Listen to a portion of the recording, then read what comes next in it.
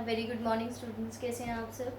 बेटा कल हमने अपना बहुत इंपॉर्टेंट टॉपिक कवर किया था, जैसे कि मैंने आपको बताया था कि हमने मैट्रिक्स मेथड से हम इन्वर्स सीखने वाले हैं। उसके लिए जो बेस होता है that is how to find the inverse and how to find the adjoint and how to find the inverse by adjoint method, वो हम ऑलरेडी डिस्कस कर चुके हैं। ठीक है, अब हम कल हमने कुछ टाइप्स अपनी कवर की थी, जैसे कि मान लीजिए कि आपको कोई कंडीशन दे रखी है, उस कंडीशन को यूज़ करते हुए हमने किस तरीके से अपने ए इन्वर्स की वैल्यू को कैलकुलेट करना है। इससे प्रीवियस क्वेश्चन नंबर 13 में हमने यही किया था।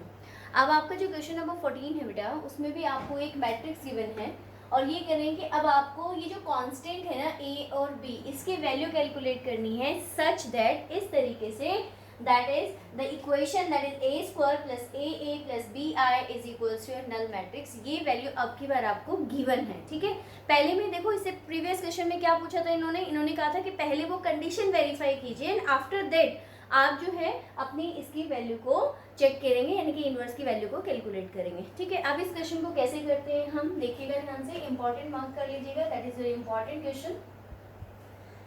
देखो बेटा, जो भी आपको मैट्रिक्स गिवन है, अब हमें इसका इन्वर्स कैलकुलेट करना है। तो सबसे पहले ये कंडीशन देखें, हमारे पास क्या है, A square plus A plus B I is equals to 0। अगर मैं यहाँ से ए स्क्वायर कैलकुलेट करूँ सबसे पहले, क्योंकि हमें रिक्वायर्ड है ए स्क्वायर, तो ए स्क्वायर कैलकुलेट करेंगे तो बेटा हम कैसे लिखेंगे, 3 2 1 1 इनटू मैट्रिक्स मल्टीप्लिकेशन का कॉन्सेप्ट यूज करेंगे, दैट इज 3 2 1 1। दैट इज यहाँ से ए स्क्वायर की वैल्यू कितनी हो जाएगी बेटा, एंड आप सबसे पहले क्या करेंगे, अपना फर्स्ट रो सेलेक्ट करेंगे, फर्स्ट कॉलम सेलेक्ट करेंगे, मल्टीप्लाई करेंगे, दैट इज ये बनेगा बेटा 3 3 जा 9 एंड 2 1 जा 2, ये बनेगा। नेक्स्ट करेंगे बेटा 3 2 जा 6 एंड 2 1 जा 2। इसके बाद बेटा 3 1 जा 3 एंड 1 1 जा 1। इसके बाद बेटा 2 1 जा 2 एंड 1 1 जा 1। दैट इज आपके पास ए स्क्वायर की वैल्यू कितनी आ गई बेटा, दैट इज 9 + 2 11, 6 + 2 8, 3 + 1 4 एंड 2 + 1 3। ये किसकी वैल्यू आ गई बेटा हमारे पास, that is the value of A square. ठीक है, अब हम जब ए स्क्वायर की वैल्यू कैलकुलेट कर चुके हैं, तो अब यहाँ से हम ये देखते हैं इस कंडीशन में। अब इससे पहले वाले क्वेश्चन में ये ऐसी कंडीशन हमें क्या करनी थी, वेरीफाई करनी थी। उसके बाद हमने अपने इन्वर्स कैलकुलेट करने के लिए क्या किया था, उसको पोस्ट मल्टीप्लाई किया था इन्वर्स से। यहाँ ऑलरेडी हमें गिवन है, तो हम क्या कहेंगे, अकॉर्डिंग टू गिवन। ठीक है, अकॉर्डिंग टू क्वेश्चन हमें गिवन है क्या, that is the A square plus A plus B I is equals to your null matrix. Now अब हम क्या करते हैं बेटा, प्रीवियस क्वेश्चन के जैसे इसको पोस्ट मल्टीप्लाई कर देते हैं, किससे, post multiply by A inverse से पोस्ट मल्टीप्लाई कर देते हैं। तो देखिएगा कितनी वैल्यू बनेगी, we can say A square into A inverse, ऐसे ही करते हैं पोस्ट मल्टीप्लाई, प्लस बेटा A into A inverse plus B I into A inverse, null matrix से मल्टीप्लाई करेंगे, then it goes as null. अब देखिए बेटा, प्रीवियस क्वेश्चन में भी मैंने आपको बताया था ए स्क्वायर को हम ए इंटू ए लिख सकते हैं, हम इसको ऐसे लिख लेंगे ए इंटू ए इनवर्स, प्लस जब भी आपको बताया था कल भी कि जब भी कोई मैट्रिक्स अपने इनवर्स के साथ मल्टीप्लाई होती है तो वो identity matrix as a result देती है हमें, that is A into I, plus I matrix जब मल्टीप्लाई होती है किसी भी मैट्रिक्स के साथ, then matrix remains same, that is B into A inverse is equals to 0। Again by using the concept it turns into I, that is I into A plus ai plus of B A inverse is equals to 0। अब i अगर किसी matrix के साथ multiply होता है, then we get the same result as a plus ai is equals to, whether we can say 8 is equals to minus of B A inverse, हम इसको उधर ले जाते हैं। अगर हम यहाँ से a इनवर्स की वैल्यू कैलकुलेट करें, then a inverse is equals to minus of 1/b into A plus A I, यही आपके पास वैल्यू बनेगी बेटा ए इनवर्स की।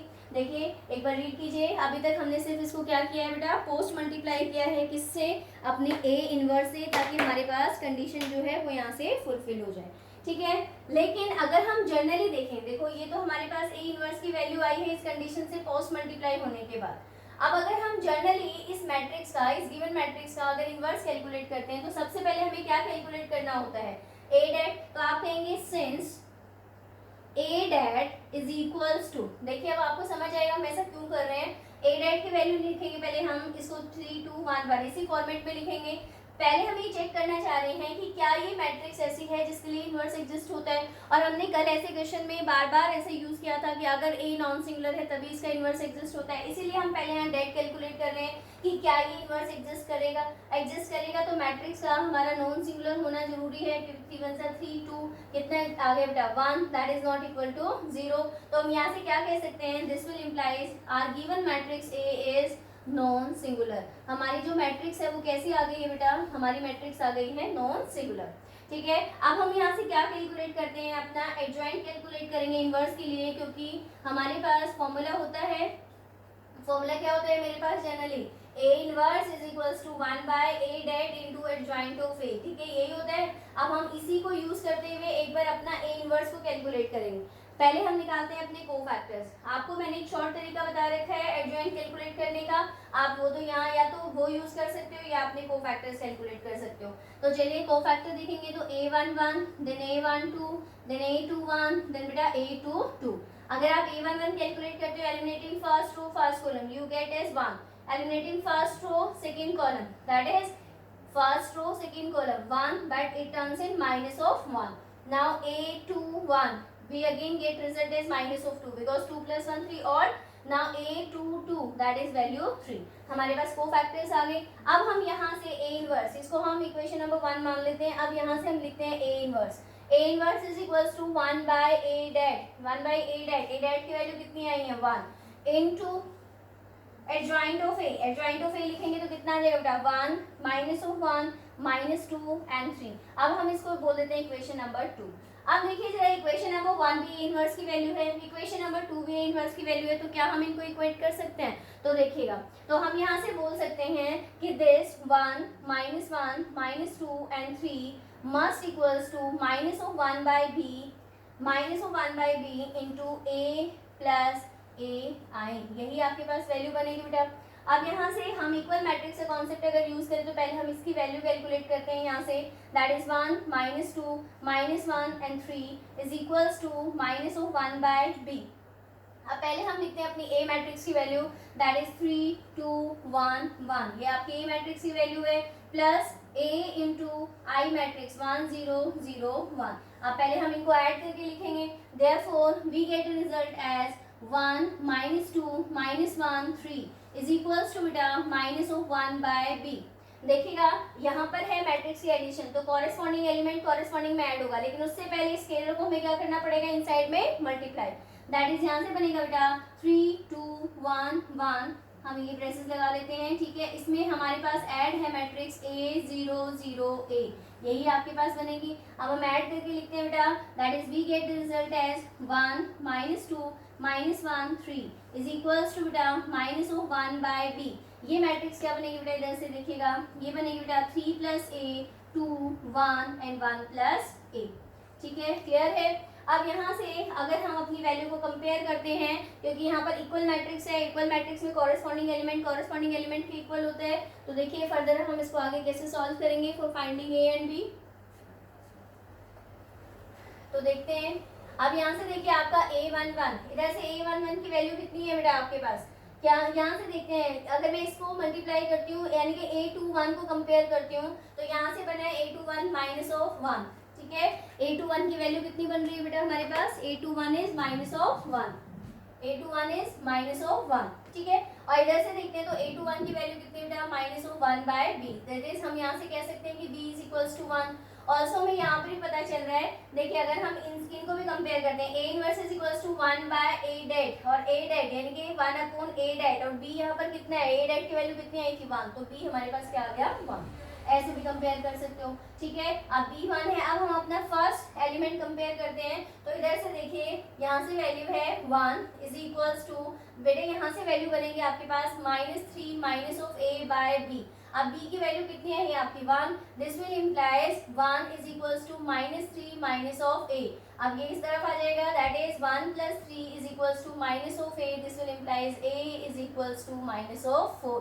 तो हमें a और b कैलकुलेट करना था, therefore value of a is minus of 4 and value of b is 1। तो इस तरीके से हम अपना प्री और पोस्ट मल्टीप्लाई का कॉन्सेप्ट यूज करेंगे, फिर गिवन मैट्रिक्स से अपना जो हमारा जनरल रूल होता है उसके अकॉर्डिंगली ए इनवर्स कैलकुलेट करेंगे, बाय 1 एंड बाय 2 इन इक्वेशन को कंपेयर करके हम अपने कॉन्स्टेंट्स की वैल्यू को यहाँ से वेरीफाई करेंगे, कैलकुलेट करेंगे। Is it clear? तो प्लीज एक बार इस क्वेश्चन को आप चेक कर लीजिए।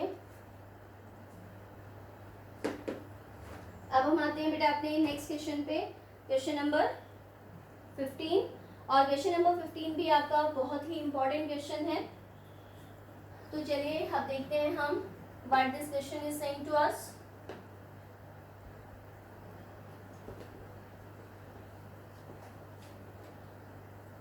Question number 15 and question number 16 बिल्कुल सेम एज है। Question number 15 I am discussing here, now question number 16 you can do it by yourself. बिल्कुल सेम पैटर्न पे सोल्व होएगा। ऐसा ही क्वेश्चन हम कल ए स्क्वायर के लिए चेक कर चुके हैं, बट यहाँ पर ए क्यूब के लिए भी हमारे पास बोर्ड में फ्रीक्वेंटली पूछा जाता है, इसलिए ये दोनों क्वेश्चन ए क्यूब पर बेस्ड है। A1 मैं आपको करवा देती हूँ, जो नेक्स्ट वाला है वो आप एज अ होमवर्क खुद ट्राई करेंगे, ठीक है बेटे? तो देखिएगा next, that is your question number 15, mark कीजिएगा, that is the important question. In question number 15, there is a matrix A given as 1 1 1. It's 1 2 minus 3 and 2 minus 1 3. ठीक है, ये A मैट्रिक्स की वैल्यू गिवन है बेटा, और आपको बोला गया है कि show that we are to show A cube minus of 6A square plus of 5A plus of 11I is equals to 0 and hence find A inverse and hence find A inverse. तो देखिए जहाँ भी hence आ जाता है इसका मतलब है इस कंडीशन को यूज करते हुए जो है आपने अपने आंसर को कैलकुलेट करना है, ठीक है बेटा?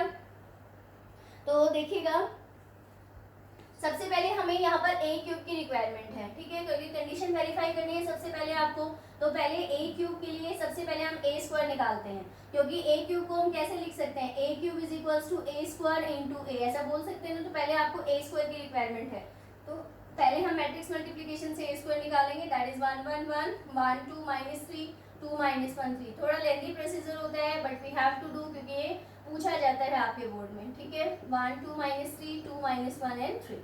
अब यहाँ से हम ए स्क्वायर की वैल्यू कैलकुलेट करते हैं। तो चलिए सबसे पहले हम अपनी फर्स्ट रो और फर्स्ट कॉलम को सिलेक्ट करते हैं बेटा, 1 से मल्टीप्लाई करेंगे, दैट इज ये बना 1 1 जा 1, देन 1 1 जा 1 एंड 2 1 जा 2, ये आपकी वैल्यू बनेगी। इसके बाद सेकंड से करते हैं तो बेटा ये कितना बनेगा? 1 1 जा 1, देन 2 1 जा 2 एंड माइनस ऑफ 1, क्योंकि माइनस 1 जब 1 से मल्टीप्लाई होगा। नाउ थर्ड करते हैं बेटा, तो ये कितना बनेगा बेटा? 1 minus of 3 and plus of 3, यही वैल्यू बनेगी बेटा आपके पास। अब हम आते हैं अपने सेकंड पे, तो मल्टीप्लाई करेंगे तो बेटा 1 1 जा 1, second row first column, then plus 2 and 3 2 जा 6। नेक्स्ट पे आते हैं बेटा, ये बनेगा आपका 1 प्लस 4 प्लस ऑफ 3। नेक्स्ट बेटा आपके बनेगा 1 माइनस ऑफ 6 माइनस ऑफ 9, ठीक है? इसके बाद नेक्स्ट करते हैं तो 2 1 जा 2, then minus 1 plus of 6। Next करेंगे बेटा, देन 2 1 जा 2, then minus 2 minus of 3। Next करेंगे बेटा, दैट इज 2 1 जा 2, देन 3 1 जा 3 एंड 3 3 जा 9। ये हमारे पास ए स्क्वायर की वैल्यू बनेगी। तो हम लिख लेते हैं what is the value of A square, that is A square is equals to, ये बन गया आपका 4, देन बेटा ये बनेगा आपका 2, ये बनेगा आपका 1, then 1 plus 2 3, that is minus of 3, 4 plus 3 7 plus 1 8, then बेटा 9 और 6 15, that will be minus of 14। ये बन गया बेटा 6 plus 2 8, 8 minus 1 that is 7, that is minus of 3 and 2 plus 3 5, 5 plus 9 that is plus of 14। ये किसकी वैल्यू बन गई है बेटा? आपकी ए स्क्वायर की, ठीक है बेटे? तो ये हमारे पास आ गई है आपकी ए स्क्वायर की वैल्यू, ठीक है? अब हम स्टार्ट करते हैं बेटा ए क्यूब कैलकुलेट करना। अब हम कहेंगे hence A cube is equals to, जैसे हमने यहाँ पर बोला हुआ है A cube is equals to A square into A. अब इसको हम अगर इस ए स्क्वायर को ए से मल्टीप्लाई करते तो ए क्यूब की वैल्यू आ जाएगी, that is 4 2 1 minus 3 8 minus of 14 7 minus 3 and 14। इसको मल्टीप्लाई कर दें अगेन बेटा किससे? ए से, दैट इज 1 1 1 1 2 माइनस 3 2 माइनस 1 3। तो देखिए बेटा चलिए चेक करते हैं हमारे पास क्या वैल्यू आती है। सेम है, वही मैट्रिक्स मल्टीप्लिकेशन करनी है आपने, तो चलते हैं। तो 4 1 जा 4, देन 2 1 जा 2 एंड 2 1 जा 2। फर्स्ट हो गया, first matrix first row multiplied by first column. Now next one is 4 1 जा 4, देन 2 2 जा 4 एंड माइनस ऑफ 1। नेक्स्ट करेंगे बेटा 4 1 जा 4, 3 2 जा 6, 3 1 जा 3।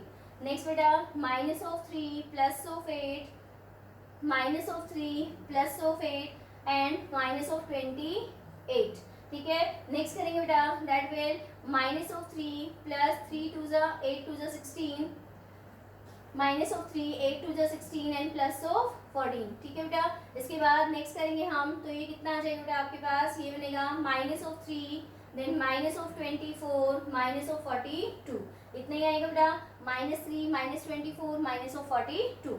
नेक्स्ट करते हैं बेटा, तो ये बनेगा आपका 7 minus of 3 plus of 28। Next करेंगे बेटा that is 7 minus of 6 then minus of 14। Next करेंगे बेटा दैट इज 7 प्लस 9 प्लस 42, ये आपके पास वैल्यू बनेगी कितनी, ए क्यूब की।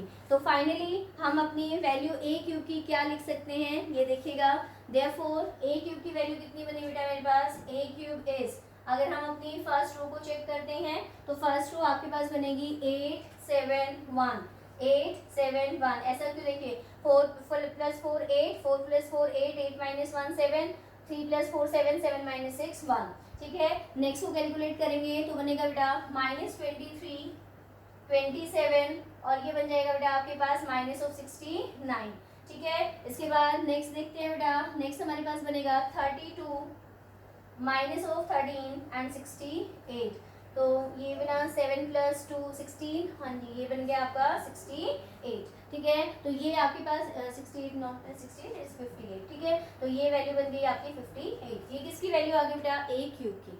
अब हमें चाहिए क्या, अपनी इस कंडीशन में इसको पुट करना है, देयरफॉर हम कहेंगे अकॉर्डिंग टू क्वेश्चन, अपनी कंडीशन चेक करते हैं। सबसे पहले मुझे चाहिए ए क्यूब, तो ए क्यूब लिखें that is 8 7 1 -23 27 minus of 69 then 32 -13 and 58, A cube हो गया, minus of 6 into A square, अब ए स्क्वायर हमने यहाँ से कैलकुलेट किया था that is 4 2 1 -3 8 minus of 14 7 -3 and 14 हो गया बेटा। इसके बाद हम पुट करेंगे that is plus 5 into A matrix को पुट करेंगे बेटा that is 1 1 1 1 2 -3 2 -1 and 3 plus 11 into 1 0 0 0 1 0 0 0 1, तो ये हमारा नल मैट्रिक्स से इक्वल आना चाहिए। तो सबसे पहले हम अपनी मैट्रिक्स में जो स्केलर हैं उनसे मल्टीप्लाई कर लेते हैं, ये तो एज इट इज रहेगी 8 7 1 -23 27 -69 देन 32 -13 एंड 58, 6 से मल्टीप्लाई करते हैं बेटा, 6 4 जा, ये बन गया आपका 24 12 6 देन माइनस ऑफ 18 48 एंड 84, ठीक है, माइनस ऑफ 84 देन बेटा 42 माइनस ऑफ 18 एंड 84, ठीक है बेटा। देन प्लस 5 से मल्टीप्लाई करेंगे बेटा 5 5 5 देन 5 10 -15 देन बेटा 10 -5 एंड 15 प्लस 11 0 0 0 11 0 0 0 11, यही आपके पास वैल्यू आती है। अब हम देखते हैं कि क्या ये हमारा जीरो हो रहा है, ठीक है, ध्यान से देखिएगा। हम पहले प्लस प्लस वाली अपनी वैल्यूज को चेक करते हैं, ठीक है, आप यहीं पर चेक कर लीजिए, फिर डायरेक्ट लिख देंगे। देखिए 11 प्लस 5, पहला एलिमेंट पहले में ऐड कीजिए, 11 प्लस 5 कितना हुआ 16, 16 में 8 ऐड करेंगे कितना बना 24, ये मैट्रिक्स माइनस किया तो 24 -24, पहला एलिमेंट क्या बन गया 0। अब इधर देखिएगा 7 7 प्लस 5 12, 12 माइनस 12 क्या बन गया 0। इधर देखिए 5 5 प्लस 1 6, 6 माइनस 6 क्या हो गया 0। तो इस तरीके से जितना भी कैलकुलेट करेंगे तो फाइनली ये सारा ऐड होने के बाद जब हम कैलकुलेशन करेंगे तो किसके इक्वल आ जाएगा, नल मैट्रिक्स के। फर्स्ट हमने रो अपनी चेक कर ली है, तो हमारे सारे एलिमेंट क्या आ रहे हैं 0, देयरफॉर ये कंडीशन हमारे पास किसको इम्प्लाई कर रही है, नल मैट्रिक्स को। ये भी हमारा हाफ पार्ट इस क्वेश्चन का सोल्व हुआ है। अब हमें इस कंडीशन को यूज करना है, तो कल भी हमने ऐसे ही किया था और अभी प्रीवियस क्वेश्चन में भी ऐसे ही किया है। तो इस टाइप के क्वेश्चन को सॉल्व करने के लिए बेटा हमें क्या करना होता है, प्री और पोस्ट मल्टीप्लाई, या तो आप प्री मल्टीप्लाई कर सकते हैं बेटा या पोस्ट मल्टीप्लाई कर सकते हैं, ठीक है। तो चलिए अगर हम यहाँ से कहते हैं कि हम पोस्ट मल्टीप्लाई से कर रहे हैं सारे क्वेश्चन को, तो हम कहते हैं कि हमने इस कंडीशन को पोस्ट मल्टीप्लाई कर दिया है ए इनवर्स से, तो हम यहाँ पर लिखेंगे नाउ पोस्ट मल्टीप्लाई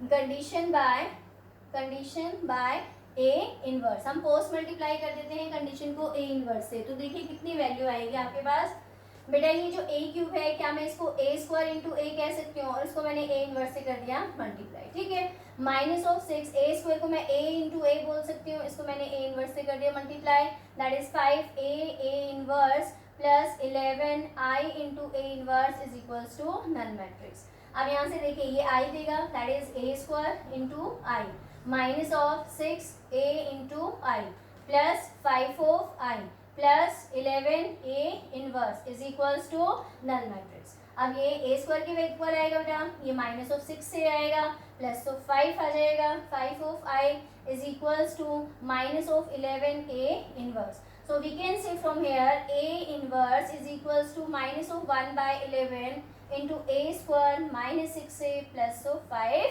I, यही आएगा। अब हमारे पास रिक्वायरमेंट है सिर्फ इस चीज़ को कैलकुलेट करने की, तो हमारा A इनवर्स यहाँ से हम गेट कर लेंगे, ठीक है। अब ए स्क्वायर की वैल्यू ये रही आपके पास है, ए की वैल्यू हमारे पास है, हम कंडीशन में पुट कर लेते हैं। This will implies A inverse is equals to, देखिए बेटा प्रोसीजर लंबा होता है, लेकिन अगर आपको 4 मार्क्स चाहिए तो इतना लंबा procedure you have to do, ठीक है। नाउ ए स्क्वायर, पहले ए स्क्वायर की वैल्यू लिखिए, it's 4 2 1 minus 3 8 minus of 14 then 7 minus 3 and 14, ठीक है बेटा, ये ए स्क्वायर हो गया। माइनस ऑफ, अब माइनस ऑफ 6 इंटू ए है, कहने का मतलब ये जो ए मैट्रिक्स है 6 से मल्टीप्लाई होगी, तो हम एक स्टेप लेस करें तो सीधा ही हम इस मैट्रिक्स को 6 से मल्टीप्लाई करके लिखते हैं, तो ये कितना बनेगा 6 6 6 देन 6 12 माइनस ऑफ 18 देन बेटा 12 माइनस ऑफ 6 इंटू 18, यही बनेगी आपके पास, plus of 5 I that is 5 0 0 0 5 0 and 0 0 5, यही आपके पास वैल्यू आएगी। ये ब्रेसेस हमने इनक्लोज कर दी। Therefore A inverse is equals to minus of 1 by 11। अब पहले हम इनको जो ऐड करने वाली मैट्रिक्स हैं उनको ऐड कर लेते हैं, ठीक है। ये हमने ब्रेसेस बाहर रखी है अपनी। अब ये है मेरी फर्स्ट और सेकंड थर्ड वाली मैट्रिक्स जो एडिशन वाली है, 4 में 5 ऐड करेंगे कितना आएगा 9 then 2 then 1 then minus of 3 13 minus of 14 then बेटा 7 minus 3 and 14 plus 5 that is 19, इसमें से हम माइनस करेंगे बेटा 6 6 6 then 6 12 minus of 18 and 12 minus 6 and 18, तो देखिए अब हमारे पास क्या रिजल्ट, फाइनली हमें अपना आंसर कितना मिलता है। Therefore A inverse is minus of 1 by 11। अब 9 में से अगर आप 6 माइनस करते हैं कितना बनेगा बेटा minus 3, 2 minus 6 that is minus 4, 1 minus 6 means minus of 5, first row आ गई आपकी। अब minus 3 minus of 6 means minus of 9, 13 minus 12 means 1, minus 14 minus minus हो जाएगा plus 18 minus 14 that is plus 4, 7 minus 12 that is minus of 5, minus 3 minus minus plus that is 6 minus of 3 that is plus 3, 19 minus of 18 that is 1. So finally we get our answer A inverse as minus of 1 by 11. Our first row is minus 3 minus 4 minus 5 then minus 9 1 4 minus 5 3 1. तो ये है बेटा आपका question, थोड़ा सा lengthy procedure जरूर है, लेकिन सारी चीज़ें हम ऑलरेडी कुछ थर्ड टॉपिक में पढ़ चुके हैं, कुछ फोर्थ टॉपिक में कवर कर चुके हैं, ठीक है। अगर ये क्वेश्चन आपका 4 मार्क में आता है तो इस कंडीशन को फुलफिल करने के यानी कि वेरीफाई करने के इस कंडीशन के 2 मार्क्स होंगे और फाइंड द इनवर्स करने के आपके 2 मार्क्स होंगे। इस तरीके से आपकी मार्किंग होती है, ठीक है बेटा।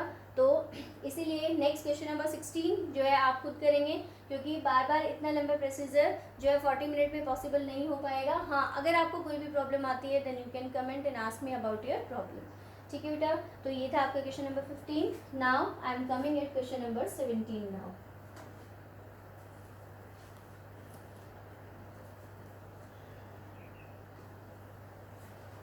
देखिए बेटा क्वेश्चन नंबर 17 और 18 दोनों ही आपके 1 मार्क के क्वेश्चन हैं, और जब भी मैं आपको बेसिक बताती हूँ तो पहले ही इन सारी प्रॉपर्टीज़ के बारे में आपको बता देती हूँ, ठीक है।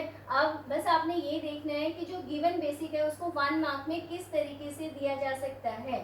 तो अभी क्योंकि 1 मार्क के क्वेश्चन 20 आएंगे तो उसमें किसी भी तरीके से बेसिक को आपको ऑप्शन में true false fill in the blank इस पार्ट से बनाया जा सकता है। तो जैसे कि आपका नेक्स्ट क्वेश्चन है, इस क्वेश्चन में ये बोल रहे हैं बेटा if A is non singular matrix given है। नेक्स्ट वाले क्वेश्चन में एक ऐसी मैट्रिक्स गिवन है नॉन सिंगुलर, अगर ए नॉन सिंगुलर होगी this will implies that of A is not equal to 0, यही होता है, हमें पता है, हमने कल पढ़ा था इसके बारे में। And square matrix of order 3 cross 3, और ऑर्डर कितना है बेटा इसका, ऑर्डर हमें गिवन है 3 क्रॉस 3, ये भी लिख लेते हैं। देन ये कह रहे हैं कि बताइए adjoint of A, determinant of adjoint of A is equals to which. तो यही मैंने आपको बताया था कि if we are to find adjoint of A, determinant is equals to A det raise to the power n minus 1, और n क्या होता है आपका ऑर्डर, और ऑर्डर कितना है आपका 3 क्रॉस 3 का। देयरफॉर हम कह सकते हैं कि adjoint of A det is equals to determinant of A raise to the power 3 minus 1, that is A det square. यही बताया था आपको जब मैंने आप बेसिक समझाया था। तो इसका जो ऑप्शन नंबर बी होगा that will be your answer. ठीक है बेटा। इसके बाद हम अपने आते हैं नेक्स्ट क्वेश्चन पे। In the last question they are showing if A is invertible matrix of order 2 then determinant of A inverse is equals to. अब आपसे पूछ रहे हैं कि अगर यहाँ पर तो उन्होंने एडजॉइंट ऑफ ए का डेट पूछा, इससे में नेक्स्ट वाले में क्या पूछ रहे हैं, अगर आप ए इनवर्स का डिटरमिनेंट लेते हैं तो वो किसके इक्वल होगा। देखिए बेटा, हमें ये पता है कि कोई भी मैट्रिक्स अगर इन्वर्टिबल है तो हम ये कहते हैं कि a इंटू बी और b इंटू ए किसके इक्वल होता है बेटा, आई मैट्रिक्स के इक्वल, यही होता है। तो यहाँ से अगर हम कहते हैं कि, और ये भी आपको बताया अभी हम बहुत सारे क्वेश्चंस में यूज़ कर चुके हैं कि जब भी किसी मैट्रिक्स को उसके इन्वर्स के साथ मल्टीप्लाई किया जाता है तो किसके इक्वल होता है बेटा, किसके इक्वल होता है, आई मैट्रिक्स के इक्वल। अब हम क्या करते हैं बेटा, यहाँ से a इंटू, अब दोनों तरफ हम डैट ले लेते हैं, that is a into A inverse det is equals to identity det. अब 1 का मोड किसके इक्वल होता है, 1 के इक्वल होता है, तो आइडेंटिटी मैट्रिक्स का डिटरमिनेंट भी किसके इक्वल होगा, 1 के इक्वल। तो ये किसके इक्वल हो गया बेटा, 1 के इक्वल। अब हमने ये भी प्रॉपर्टी पढ़ी थी कि A B det is equals to A det into B det, that is distributive form में लिख सकते हैं हम इसको। तो यहाँ से हम क्या बोल सकते हैं, A det into A inverse det is equals to 1। हमें चाहिए क्या, दिस विल इम्प्लाइज, हम यहाँ से कह सकते हैं कि A inverse det is equals to 1 by A determinant. तो यही तो आपसे पूछ रहे हैं कि डिटरमिनेंट ऑफ ए, यानी कि इसको ऐसे लिखें या आप ऐसे लिखें, डिटरमिनेंट ऑफ ए इनवर्स ऐसे लिखें या ए इनवर्स डिटरमिनेंट ऐसे लिखें, वो किसके इक्वल होगा, तो वो किसके इक्वल होगा बेटा, 1 upon A det. So according to this here B option is correct. ठीक है, तो इस तरीके से हमने अपने सारे ऑप्शन के क्वेश्चन एक्सरसाइज 4.5 में कवर कर लिए। अब हम स्टार्ट करते हैं अपना नेक्स्ट टॉपिक, जो कि 6 मार्क्स के लिए आपका पूछा जाता है बोर्ड में, बहुत इंपॉर्टेंट टॉपिक है। तो इसके लिए जो बेसिक है वो मैं आज आपके साथ यहाँ पर डिस्कस कर रही हूँ। ठीक है, इसका बेसिक बहुत ध्यान से देखिएगा बेटे, क्योंकि इस मेथड को हम बोलते हैं बेटा मैट्रिक्स मेथड। आपका क्वेश्चन की स्टेटमेंट आती है फाइनल बोर्ड में, by using matrix method evaluate the inverse for the following equations of a system of equations या for linear equation, ऐसा आता है। ठीक है, तो सबसे पहले बेटा इसको सीखने से पहले हम अपना कुछ बेसिक डिस्कस करते हैं, और वो बेसिक आपका क्या होगा, that is consistent and inconsistent system, consistent and inconsistent system। अब देखिए, अब हमें यहाँ पर कुछ लीनियर इक्वेशंस गिवन होंगे। बेटा देखो, जब मैंने आपको पढ़ाना स्टार्ट किया था, चैप्टर नंबर 3 स्टार्ट करवाया था, तब स्टार्टिंग में ही बताया था कि मैट्रिक्स की रिक्वायरमेंट हमें क्यों पड़ी। तो आपको बहुत अच्छे से बताया था वहाँ पर कि सिस्टम ऑफ लीनियर इक्वेशंस को, यानी कि जो आपकी लीनियर इक्वेशन होती है उसको बहुत ही सिंप्लीफाइड वे में सॉल्व करने के लिए हमें मैट्रिक्स की रिक्वायरमेंट पड़ी थी। जब हम कंप्यूटर्स पढ़ते हैं तो वहाँ पर इनकंसिस्टेंट और कंसिस्टेंट सिस्टम को हम यूज़ करते हैं कि हम किस तरीके से जो है अपने सिस्टम की फाइनाइटली या infinitely many solutions find out कर सकते हैं। ठीक है, तो उसी तरीके से अब हम 10th स्टैंडर्ड तक भी अपने इन दोनों के बारे में पढ़ चुके हैं कि कंसिस्टेंट सिस्टम आपका क्या होता है और इनकंसिस्टेंट क्या होता है। अभी तक हमने 10th स्टैंडर्ड तक ये पढ़ा था कि अगर मेरा सिस्टम ऑफ लीनियर इक्वेशन, ठीक है, अब अगर आपके पास अब लीनियर इक्वेशन जो होती हैं वो आपके 1 वेरिएबल की भी होती है, 2 वेरिएबल की भी होती हैं, यानी कि जितने वेरिएबल्स होंगे उतनी ही आपकी इक्वेशन होती है। मान लीजिए कि अगर आपकी system of linear equation 2 variable का है, then you should have 2 equations there. अगर आपके पास 3 वेरिएबल्स का है तो आपकी 3 इक्वेशंस होंगी। अब बात आती है, हमने यहाँ तक ये पढ़ा कि अगर मेरे पास कोई भी लीनियर इक्वेशन है, उसका सिस्टम कंसिस्टेंट है, तो देखो या तो बेटा उसके यूनिक सॉल्यूशन होंगे, या तो क्या होंगे, यूनिक सॉल्यूशन, या होंगे बेटा इनफाइनाइटली मैनी सॉल्यूशन। ठीक है। और अगर मेरा सिस्टम ऑफ लीनियर इक्वेशन होता है इनकंसिस्टेंट, तो हम कहते हैं देयर इज नो सॉल्यूशन। ठीक है। तो ये हमने अभी तक 10th स्टैंडर्ड तक हम पढ़ चुके हैं कि अगर मेरा system of linear equation consistent आता था तो यूनिक और इनफाइनाइटली मैनी सॉल्यूशंस होते थे जो हमने फाइंड आउट किए थे। ठीक है। अब इस चीज को हम डेटर्मिनेंट वे में, यानी कि मैट्रिक्स और डेटर्मिनेंट को यूज करते हुए किस तरीके से हम कह सकते हैं कि हमारा system of linear equation consistent है या इनकंसिस्टेंट। ठीक है। अब बेटा कल हमने दो आपको मैट्रिक्स पढ़ाई थी, एक पढ़ाई थी बेटा सिंगुलर और एक पढ़ाई थी नॉन सिंगुलर। एक थी आपकी सिंगुलर और एक थी बेटा नॉन सिंगुलर। अब ये जो सिंगुलर मैट्रिक्स थी ये कैसे थी, जब आप ए डैट कैलकुलेट करते थे और आपके पास किसके इक्वल आ जाए, 0 के इक्वल, तो आप कहते थे कि दैट इक्वेशन इज सिंगुलर। और यहाँ पर नॉन सिंगुलर में आप क्या कहते थे कि आप ए डैट कैलकुलेट करें नॉट इक्वल टू 0, तो हम कहते थे नॉन सिंगुलर। और हम बोलते थे कि अगर इनवर्स एग्जिस्ट होगा तो हमारे पास वो मैट्रिक्स कैसी होनी चाहिए, नॉन सिंगुलर। इतना हम अभी तक पढ़ चुके हैं। इसके बाद आप देखो हमारा सिस्टम ऑफ लीनियर इक्वेशन किस तरीके से फॉर्म होता है। फॉर एग्जांपल मैं जनरल में लेती हूँ a1x plus b1y plus c1z is equals to d1, a2x plus b2y plus c2z is equals to d2 and a3x plus b3y plus c3z is equals to d3। तो इस तरीके से हमारे पास अभी मैट्रिक्स मेथड में जब हम सॉल्व करेंगे तो कुछ इस तरीके से आपको system of linear equations given होंगे। अब इस सिस्टम ऑफ लीनियर इक्वेशंस में अगर मैं यहाँ से देखो ये a1, ये b1, ये c1, ये सब क्या है, कोफिशिएंट है। तो अगर मैं यहाँ से एक कोफिशिएंट मैट्रिक्स इनसे बना लूँ और मैं लिखूँ a1, a2, a3, b1, b2, b3, c1, c2, c3, तो ये मैट्रिक्स बन गई मेरी कौन सी मैट्रिक्स, ये मेरी कोफिशिएंट मैट्रिक्स बन गई। लेट मैंने उसका नाम दे दिया a। अब हमारे पास x y z ये वेरिएबल है, लेट इनसे मैंने एक वेरिएबल मैट्रिक्स बना लिया, उसका क्या नाम दे दिया, ये दे दिया capital X, that is x y z, एक कॉलम मैट्रिक्स बनी। उसी तरीके से जो आपकी ये d1, d2, d3 that is constant है, इनसे आपने एक और मैट्रिक्स बना ली, तो ये क्या हो गया, b matrix is d1, d2, d3। तो बेटा हम अपने सिस्टम, क्योंकि हम किसके बारे में बात करें, सिस्टम, मतलब बहुत सारी इक्वेशंस होंगे यहाँ पर। तो 3 वेरिएबल्स, आपको पता है जितने वेरिएबल्स उतनी इक्वेशन होंगी। देखो यहाँ पर 3 वेरिएबल्स हैं, तो इक्वेशंस भी कितनी हैं आपकी, 3 हैं। तो अब इस सिस्टम ऑफ लीनियर इक्वेशन को जनरली हम लिखते कैसे हैं, पहले ये चीज देखें।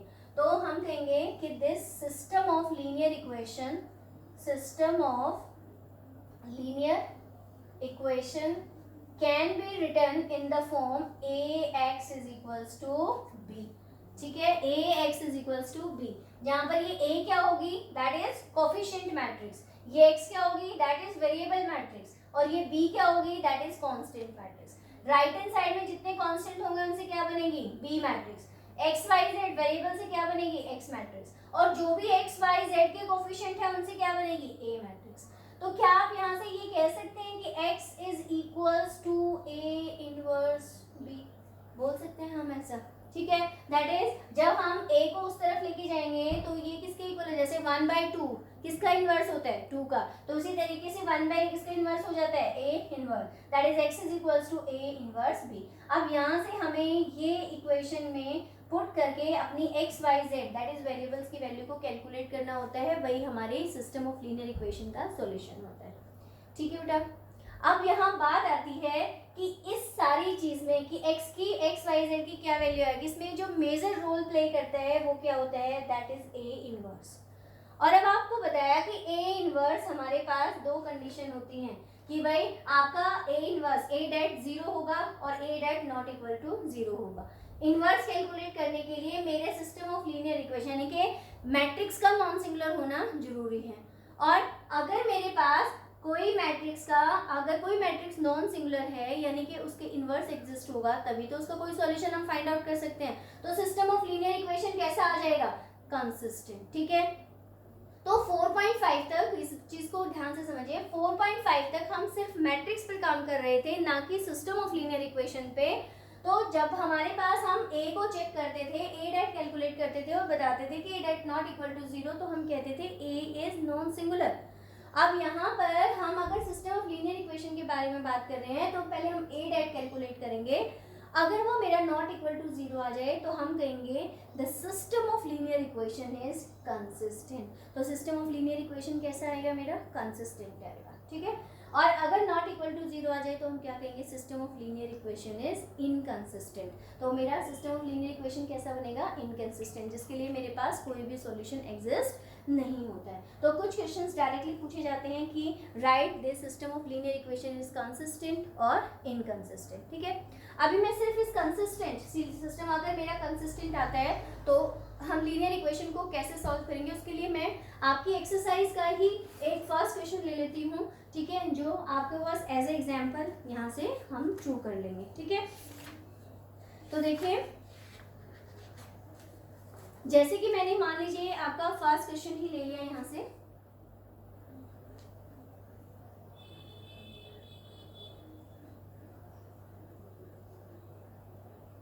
देखिएगा, x plus 2y is equals to 2, 2x plus 3y is equals to 3।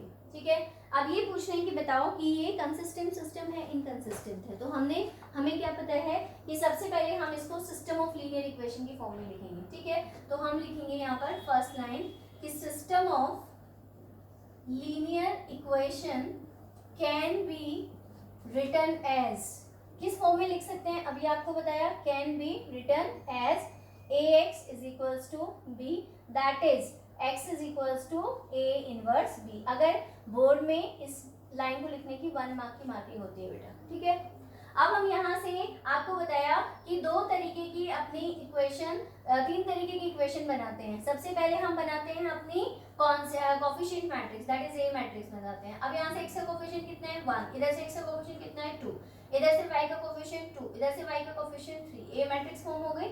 उसके बाद बनाते हैं हम बेटा अपनी variable matrix, that is x, that will B x and y। और नेक्स्ट बनाते हैं हम b मैट्रिक्स, दैट इज 2 3। अब हमें अपनी x y z की वैल्यू कैलकुलेट करनी है, क्योंकि हमें सॉल्यूशन फाइंड आउट करना है। सॉल्यूशन क्या होती है, x y z की वैल्यू। तो उसके लिए सबसे पहले हम ये चेक करेंगे कि क्या इसके लिए इनवर्स एग्जिस्ट होता है, क्योंकि अगर इनवर्स एग्जिस्ट नहीं होगा तो मेरे पास x y z की वैल्यू कैसे आ सकती है, क्योंकि हमें यहाँ पर पुट करनी है ये चीज़। तो हम यहाँ से पहले अपना a डैट कैलकुलेट करके देखते हैं, दैट इज 1 2 2 3। हम मल्टीप्लाई करें तो 3 1 3, 2 2 4, कितना आ गया -1 which is not equal to 0। अब आप इसको क्या लिखेंगे, hence system of linear equation, system of linear equation is, कैसा है मेरे पास, नॉट इक्वल टू 0 है, दैट इज कंसिस्टेंट। अगर system of linear equation consistent है तभी हमारे पास यहाँ से a इनवर्स की वैल्यू हम कैलकुलेट कर सकते हैं। अब हमारे पास रूल वही है कि a इनवर्स किसके इक्वल होता है, मेरे पास a inverse is equals to, previously exercise में पढ़ा, 1 by a det into adjoint of a। तो क्या हम डायरेक्टली यहाँ से एडजॉइंट ऑफ a लिख सकते हैं, तो adjoint of a is equals to, क्या कर ले बेटा अपने पास कि इनको इंटरचेंज कर लें, दैट इज 3 1, और इनका क्या करने, सिर्फ साइन चेंज कर दे, that is -2 and -2, adjoint of a की वैल्यू आ गई। Therefore a inverse is equals to, क्या बोल सकते हैं हम, a inverse 1 upon a det 1 upon -1 is 3 -2 -2 and 1, that is a inverse को क्या बोल सकते हैं हम, -3 2 2 -1। ये किसकी वैल्यू आ गई, a इनवर्स की। अब हमें निकालना है x y z, अब हम यहाँ पुट कर देते हैं, therefore x that is means x y is equals to a inverse is -3 2 2 -1 into b, और b मैट्रिक्स कितनी है बेटा आपके पास 2 3। ठीक है, तो this will implies that is x and y is equals to, multiply करें बेटा तो कितना बन जाएगा ये 3 2 जा, क्योंकि 3 मल्टीप्लाई होगा 2 से, 3 2 जा 6 एंड 3 2 जा 6। इसके बाद बेटा यहाँ से 2 1 जा 2 एंड 3 1 जा 3, तो यहाँ से देखिएगा दिस विल इम्प्लाइज ये बन गया बेटा 0 और -1। अब इक्वल मैट्रिक्स है तो यहाँ से मेरे पास x की वैल्यू क्या आ गई 0 और y की वैल्यू कितनी आ गई -1। तो ये तरीका होता है किसी भी कंसिस्टेंट मैट्रिक्स का किस तरीके से हम इनवर्स कैलकुलेट करते हैं बाय मैट्रिक्स मेथड। तो सबसे पहले आपको पता होना चाहिए कि सिस्टम ऑफ लीनियर इक्वेशन हम किस फॉर्म में लिखते हैं, ax = b फॉर्म में लिखते हैं। ठीक है बेटा, तो ये था हमारा तरीका जिस तरीके से हमने अभी कंसिस्टेंट मैट्रिक्स के बारे में बात की है। तो ये बेसिक आप जरूर पढ़िएगा। कल के लेक्चर में हम इनकंसिस्टेंट मैट्रिक्स के बारे में डिस्कस करेंगे कि अगर मेरा सिस्टम ऑफ लीनियर इक्वेशन, क्योंकि हमारे पास यहाँ से दो केसेस बनते हैं बेटा। एक आता है कि अगर a determinant not equal to 0 आ जाए। ठीक है, अगर मेरे पास देखो दो ही केस बनते हैं। एक तो मेरे पास हो कि मैंने a डैट की वैल्यू निकाली and that is equals to 0 और एक a डैट की वैल्यू निकाली that is not equal to 0।